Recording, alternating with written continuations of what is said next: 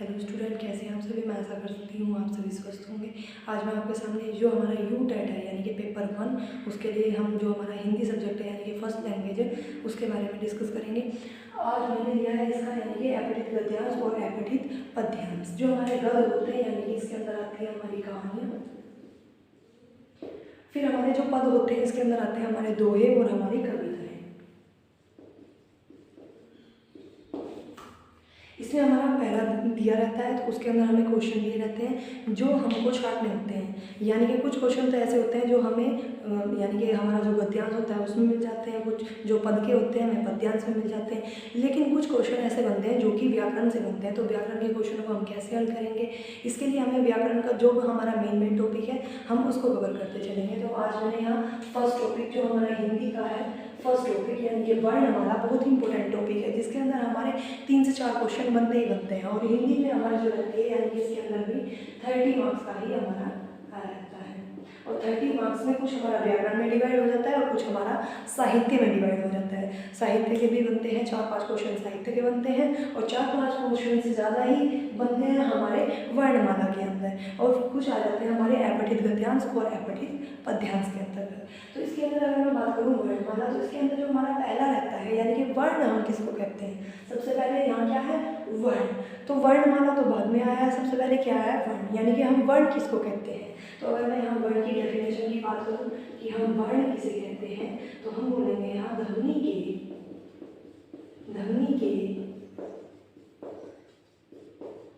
लिखित रूप को वर्ण कहते हैं।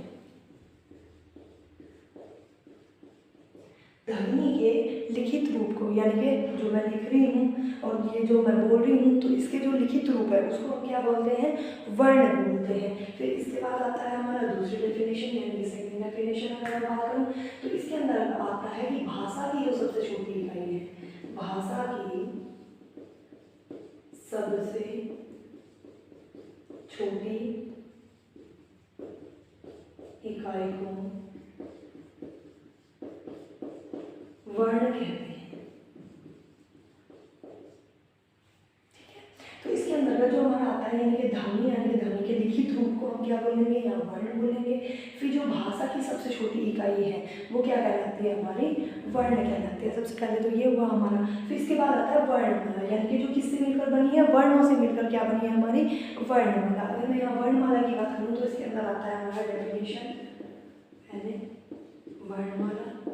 तो क्या लिखेंगे हम इसके अंदर, वर्णों के व्यवस्थित क्रम को या समूह को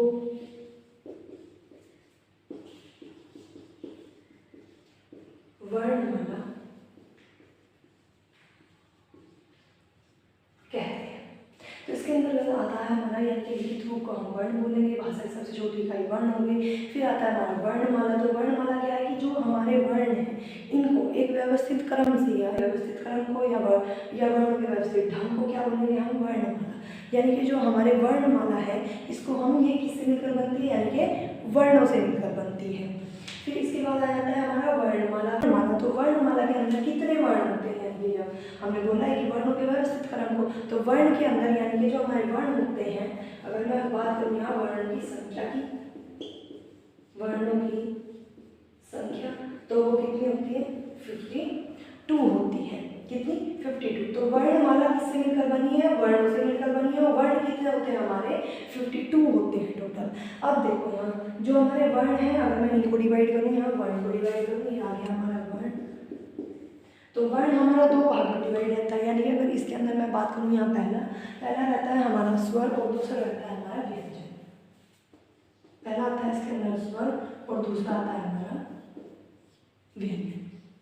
फिर इसके अंतर्गत अगर मैं बात करूँ कि वर्ण हमारे कितने हैं और व्यंजन हमारे कितने हैं, यानी कि जो स्वर और व्यंजन है इनसे मिलकर क्या बनता है, वर्ण बनते हैं। तो अगर मैं स्वर की बात करूँ, इसके अंदर में हमारे 2 क्वेश्चन बन जाते हैं। एक तो बनता है पुल्ल स्वर और दूसरा बनता है मूल स्वर। अगर मैं यहाँ पुल्ल स्वर की बात करूँ तो पुल्ल स्वर होते हैं हमारे टोटल 13, और अगर मैं यहाँ मूल स्वर की बात करूँ तो मूल स्वर होते हैं हमारे 11। फिर इसके बाद आ जाता है हमारा व्यंजन। तो व्यंजन के अंदर भी व्यंजन को डिवाइड किया गया है। तो व्यंजन होते हैं हमारे 1 तो 25 होते हैं। फिर हमारे 4 होते हैं, 4 हमारे इसके अंदर आ जाता है यानी कि अंतस्थ व्यंजन। फिर आ जाते हैं हमारे 4 ऊष्म व्यंजन और 4 आ जाते हैं हमारे संयुक्त व्यंजन और हमारे इसके अंदर 2 आ जाते हैं उत्क्षिप्त व्यंजन। तो टोटल ये हो जाते हैं हमारे 25, 4, 4, 4 और 2। इसके अंदर जो हमारा यानी 25 है ये रहेंगे हमारे स्पर्श व्यंजन। फिर हमारा 4 यानी कि ये वाले रहेंगे हमारे अंतस्थ व्यंजन।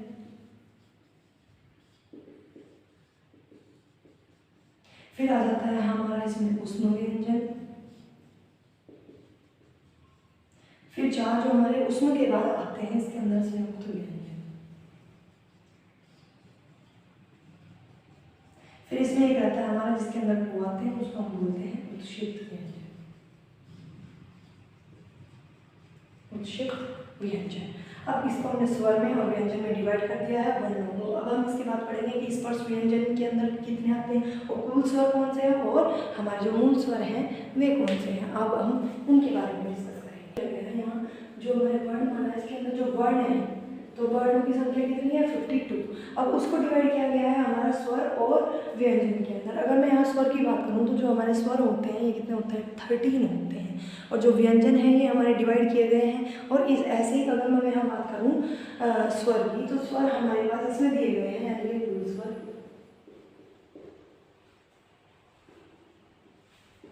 कुल स्वर होते हैं हमारे 13, लेकिन अगर मैं मूल स्वर की बात करूँ तो मूल स्वर होते हैं हमारे 11। अब देखिए यहाँ तो अगर मैं यहाँ बात करूँ यानी कि हमारे पास ये आया ए आ ई ई उ री ए ऐ ओ औ अंग अ। तो इसके अंदर अगर मैं इन दोनों को यहाँ से हटा दूँ तो ये 13 सब कितने बच जाते हैं हमारे 11। और जो ये दोनों है यानी कि अंग और है इनको बोलते हैं हम अयोगवार। क्या बोलते हैं अयोगवार। तो इनको स्वर से अलग रखा गया है। फिर हम बात करते हैं यहाँ व्यंजन की यानी कि आप देखिए जो ये हमारे यानी कि 5-5 का जो जोड़ा बना हुआ है यानी कि 5-5 का जो जोड़ा है इसको हम क्या बोलते हैं यानी कि कैसे और मैं तक। अगर मैं यहाँ बात करूँ कैसे मैं तक तो जितने भी ये हमारे इसके अंदर वर्ण आते हैं तो इनको बोलते हैं हम स्पर्श व्यंजन। क्या बोलते हैं स्पर्श व्यंजन। अगर मैं इनकी संख्या की बात करूं तो 5, 5, 5, 5, 5 तो टोटल हमारे कितने हो रहा है 25। यानी अगर मैं स्पर्श व्यंजन की बात करूं तो कितने होते हैं हमारे 25 होते हैं। अब क्वेश्चन बनता है कि जो हमारे यानी कि स्पर्श व्यंजन है इनकी संख्या कितनी है और ये कहाँ से कहाँ तक होते हैं। तो संख्या कितनी होती है 25 होती है और स्पर्श व्यंजन कहाँ से कहाँ तक होते हैं कैसे मैं तक। तो दो नंबर का ये हमारा बन सकता है यहाँ से। फिर आता है यहाँ स्वर तो कुल स्वर और मूल स्वर इसके अंदर अयोगवार यहाँ से पूछ लेगा। तो अब फिर आता है हमारा यह से वह तक। पहले तो ये क्वेश्चन बनता है कि ये क्यों नहीं रखे गए हैं क्योंकि इनकी जो संख्या है वो 5 की बजाय कितनी है यहाँ 4 है यानी कि इनकी संख्या कितनी है 4। तो जो ये इनकी संख्या है यह 11 तो इनको बोलते हैं हम अंतस्थ व्यंजन। क्या बोलते हैं अंतस्थ व्यंजन। फिर आते हैं हमारे स से और ह तक। तो ये भी कितने इनकी संख्या भी कितनी है 1, 2, 3, 4 तो इनकी भी संख्या 4 है तो इनको बोलते हैं हम ऊष्म व्यंजन। क्या बोलते हैं ऊष्म व्यंजन। फिर आता है हमारा अक्ष से और स्वर तक यानी कि अक्षर अज्ञ स्वर। तो ये भी हमारे कितने हैं 4 हैं लेकिन इनको हम क्या बोलते हैं संयुक्त व्यंजन। क्या बोलते हैं संयुक्त व्यंजन। फिर आता है हमारा ड और ढ जिनको हम बोलते हैं उत्क्षिप्त। क्या बोलते हैं उत्क्षिप्त व्यंजन। तो इसमें जो हमारा पहला रहेगा यानी कि कैसे और मैं तक है वो हमारे स्पर्श व्यंजन है जिनकी संख्या कितनी है 25 है। फिर आता है हमारा यह 11 इसके अंदर यानी कि जो हमारे क्या है अंतस्थ व्यंजन है जिनको हम क्या बोलते हैं अंतस्थ व्यंजन। य र ल और व। फिर इसके बाद आता है स श श और ह यानी कि इनको बोलते हैं हम ऊष्म व्यंजन।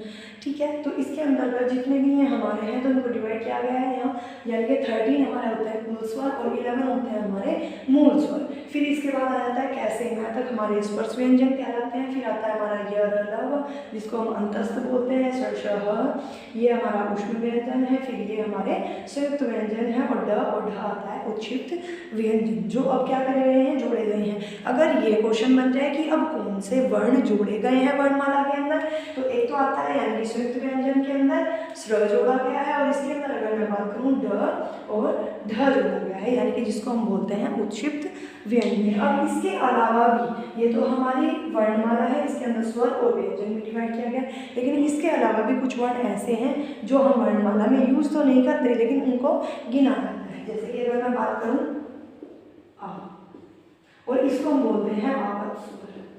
क्या बोलते हैं? आगत स्वर। अगर मैं फिर इसके अंदर बात करूं यानी कि आगत व्यंजन, आगत व्यंजन, तो आगत व्यंजन हमारे कौन से हैं? जय, जिनमें क्या लगता है यहाँ नुक्ता, और जिनमें क्या लगता है यहाँ नुक्ता, यानी कि जय और फे, इसके अंतर्गत हमारे आगत व्यंजन हैं। इनकी संख्या हम 2 भी लिख देते हैं और कभी कभी ये हम 5 भी लिख देते हैं, यानी कि कै में भी आ जाता है और खे में भी आ जाता है इसके अंतर्गत। फिर इसके बाद हमारा अंतस्थ ये तो सभी हो गया है। मैं आशा करती हूँ आपको ये सब कुछ समझ में आया होगा, यानी कि स्वर को कैसे डिवाइड किया गया है और व्यंजन को कैसे डिवाइड किया गया है हमारी वर्णमाला के अंदर। जो हमारे नए आए हैं उनको भी मैंने आपको बताया। फिर इसके अंतर्गत हमारा जो इसके बाद आगे आता है वो आता है हमारा, यानी कि इनका उच्चारण कैसे किया जाता है, उच्चारण कहाँ से होता है, किस स्थान से होता है। तो जो हमारे उच्चारण स्थान हैं उनको भी हम इसके अंदर डिस्कस करेंगे, यानी कि अगली वीडियो में। अगर आपको ये सेशन पसंद आया हो तो आप लाइक करें, शेयर करें, सब्सक्राइब करें और बेल आइकन को दबाना ना भूलें। Thank you so much.